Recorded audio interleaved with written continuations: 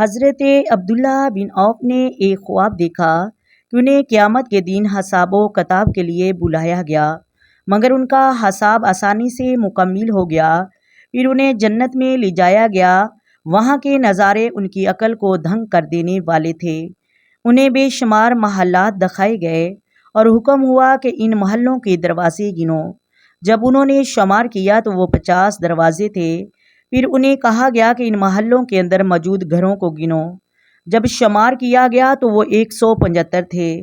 پھر انہیں بتایا گیا کہ یہ سب ان کے لیے مخصوص کر دیے گئے ہیں، مگر جیسے ہی عبداللہ بن عوف کی آنکھ کھلی تو صبح ابن سیرین کے پاس جا کر خواب بیان کیا۔ ابن سیرین نے جب خواب سنا تو فرمایا، یقیناً تم آیت الکرسی کی تلاوت کرتے ہو۔